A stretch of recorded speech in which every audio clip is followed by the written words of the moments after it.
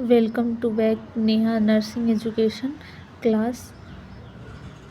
आइए हम आज केस स्टडी और देखते हैं टॉपिक प्रेगनेंसी पे। अगर वीडियो अच्छी लगे तो लाइक कीजिए। अगर अभी तक आपने सब्सक्राइब नहीं किया है वीडियो को तो वीडियो को सब्सक्राइब कीजिए और बेल आइकन को प्रेस कीजिए। अगर आपको आने वाले टाइम में अगर किसी भी टॉपिक पे अगर वीडियो चाहिए हो तो कमेंट बॉक्स में कमेंट करें। मैं आपकी वीडियो डालूँगी और आपके हर कमेंट का रिप्लाई दूँगी। तो आइए आज हम वीडियो स्टार्ट करते हैं। Topic pregnancy.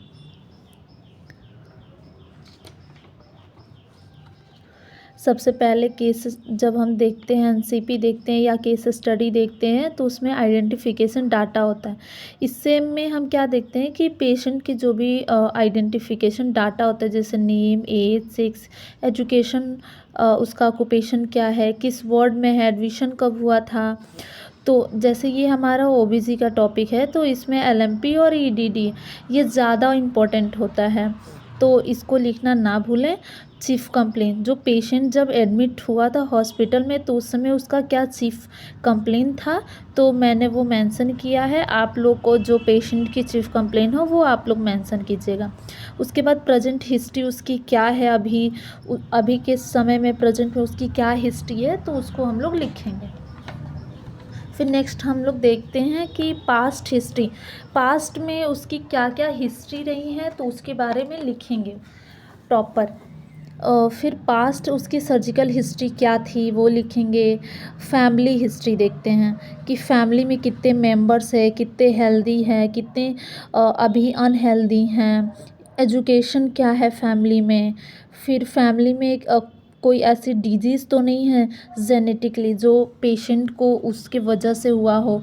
फिर देखते हैं हम पर्सनल हिस्ट्री पे देखते हैं पेशेंट का अपना पर्सनल हिस्ट्री क्या है, उसका क्या कोई ऐसा एक्सरसाइज पैटर्न हो या एलर्जिक रिएक्शन हो, वो कोई ऐसा ड्रग लेता हो, उसके बारे में उसकी हैबिट क्या है, तो वो सब हम देखते हैं। फिर मेंस्ट्रुअल हिस्ट्री को देखते हैं कि जो उसका मीनाक्षी का ड्यूरेशन टाइम था, एज किस टाइम पे वो आया था और फिर कितने दिन तक वो चलता है, मेंस्ट्रुअल पीरियड का जो अमाउंट होता है वो कितने होते हैं उसको देखेंगे। फिर नेक्स्ट हम देखते हैं सोशो इकोनॉमिकल हिस्ट्री। उसमें देखेंगे कि टाइप ऑफ हाउस कैसा है, इनकम कैसी है फैमिली की, इलेक्ट्रिसिटी कैसा है कि नहीं है। फिर पेशेंट का वाइटल साइन, ये ज़्यादा इम्पोर्टेंट होता है। कोई भी अगर पेशेंट हॉस्पिटल में एडमिट होता है तो उस टाइम हम सबसे पहले पेशेंट का वाइटल साइन मेजर करते हैं, देन पेशेंट को उसके अकॉर्डिंग जो भी हेल्थ सर्विसेज प्रोवाइड करना होता है उसको प्रोवाइड करते हैं। फिर आते हैं हम फिजिकल एग्जामिनेशन।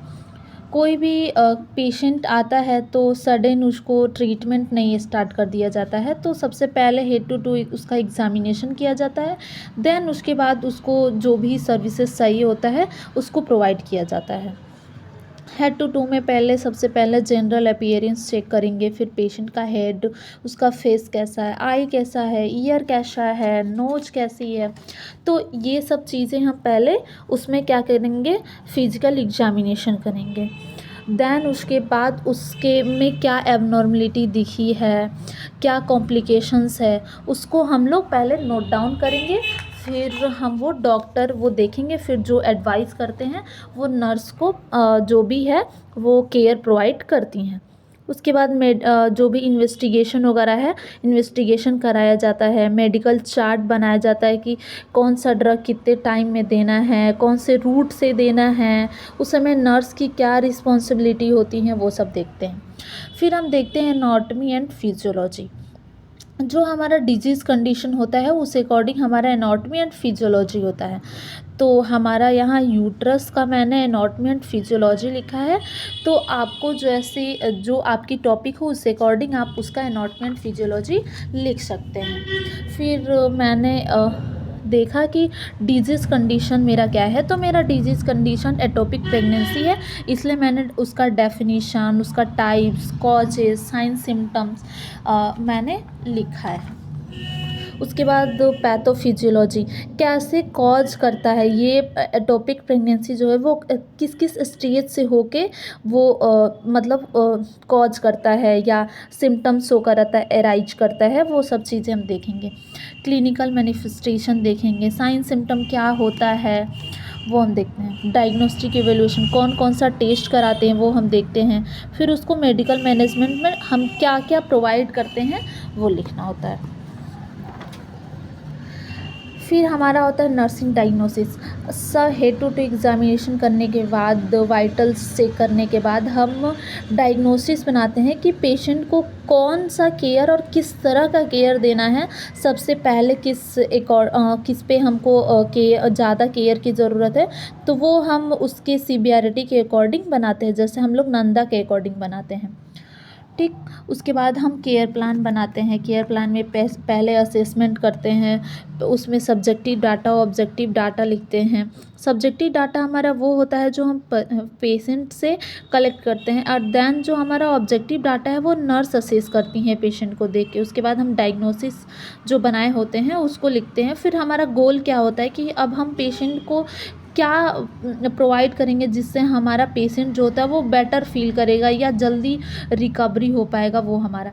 फिर हम लोग वो इंटरवेंशन होता है, देते हैं कि ये पहले देंगे उसके बाद ये देंगे। इम्प्लीमेंटेशन मैंने पूरा किया कि पेशेंट को देने के बाद का होता है। इवैल्यूएशन में हम जितने भी गोल था, प्लानिंग था, जो हमने इंटरवेंशन दिया है, इम्प्लीमेंटेशन किया है, उसका क्या रिकवरी आया है, रिव्यू आया है, उसको हम इवैल्यूएशन में नोट डाउन करते हैं। ये हमारा वेजाइनल ब्लीडिंग पे है। और नेक्स्ट हमारा कम से कम 5 जो होता है वो नर्सिंग डायग्नोसिस बनाना होता है और 3 केयर प्लान बनाना होता है। तो हमारा सेकंड है एक्यूट पेन। फिर देन हमारा थर्ड जो एनसीपी है वो हमारा है फ्लूइड वॉल्यूम डेफिसिट पे बनाया है। इसके बाद होता है हेल्थ एजुकेशन, जो हमारा मस्ट होता है। कोई भी पेशेंट होता है उसके डिजीज़ से रिलेटेड उसको हेल्थ एजुकेशन दिया जाता है, ताकि पेशेंट को उस डिजीज़ के बारे में नॉलेज हो, उसको कब कैसा मेडिसिन लेना है, एक्सरसाइज कौन सा करना है, कितने टाइम पे उसको फॉलोअप के लिए आना है, क्या डाइट पैटर्न उसका रहेगा, कितना उसको फ्लूइड लेना है। ये सब चीज़ें हम हेल्थ एजुकेशन में बताते हैं पेशेंट को। उसकी हैबिट क्या होनी चाहिए, ये सब चीज़ हम बताएं। उसके बाद कंक्लूजन, जो भी हमने देखा केस स्टडी, केस प्रेजेंटेशन में, उसका कंक्लूजन क्या निकल के आता है वो हम यहाँ लिखते हैं। देन उसके बाद हमने बिब्लियोग्राफी लिखना होता है। इसमें क्या होता है कि मैंने अभी तक जितना भी देखा वो कहाँ कहाँ से मैं कलेक्ट की वो चीज़ें, कहाँ से मैंने हेल्प ली, तो उस चीज़ को, जैसे हमने बुक से लिया तो बुक से, कोई ऐसा मतलब वो चैनल हो उससे, जो भी हो, मतलब बुक से लिखना होता है, 2-3 लिखना होता है। Thank you. अगर वीडियो अच्छी लगे तो लाइक कीजिए, सब्सक्राइब कीजिए और बेल आइकन को प्रेस कीजिए, ताकि आने वाले समय में वीडियो सबसे पहले आप तक पहुँचे। Thank you.